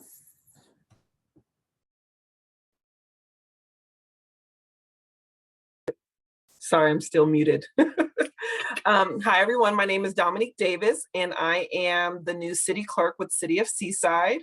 I've been with the city before, back in 2013, and then returned back to help out, and was most recently assisting our city attorney before I accepted the position as city clerk starting on the 22nd. So I'm very excited to be here, very excited to work with our boards and commissions closely, and just supporting the mission and the vision that you all have, and for supporting the efforts that we have in making Seaside just the best that it can be. So please feel free to reach me by email or by phone, and I'll be happy to assist you in any way I can. So hopefully you'll be seeing more of me, especially at these meetings as well. So thank you. Thank you so much, Dominique. We're so excited to have you. Welcome to this position, since you've been with the city in various ways throughout the years. And can already tell a difference. It's been really great having you join in on this meeting, and having this webinar format has been really helpful. Thank you so much for what you've done already. And we all look forward to working with you. Wonderful. Thank you. Any other updates, Beth? No, ma'am. Okay. Before we adjourn, this is a little bit out of order, but at our next meeting, I'd like to propose that we discuss this schedule for our commission. So just wanted to give you a heads up to maybe think about that a little bit. We've been meeting quarterly, and I just want to discuss if we think that's been effective or not. So just think about that a little bit before our next meeting, because our next regularly scheduled meeting is TBD. When is it? 3 months from today? Which would be June, July? I have no idea. I know, I We'll can't figure think it off the top of my head. I'm so tired. Yes, it would be July 13th. Okay, thank you, Laura. Yeah, did you have a question, Chelsea? Yeah, I'm glad you brought that up, Lacey, because it does seem like it might be helpful for us to meet one more time before the city adopts a budget at the end of June. Mhm. So if we could meet in a month from now, I don't know if that would be a special meeting, or if we, reschedule for the rest It shouldn't. of the year. Starting with it might be helpful for us to at least close our budget requests for. Yeah, it's a good point. It shouldn't be a big deal to have a special meeting, but I'll double check with Dominique just to make sure she's not having to juggle too many things in one night. Okay. That sounds good. So if we do have that special meeting, we can also talk about schedule for the commission going forward at that time. So stay tuned, I guess, for an email from Beth on when our next meeting will be. And until then, have a great evening. Thank you all so much for the work that you do to support the city and to support each other and our environment. Really grateful for each and every one of you and the role that you play on this commission. Have a great evening. The meeting is adjourned. Go do great things. Thank you. Thanks, Lacey. Bye.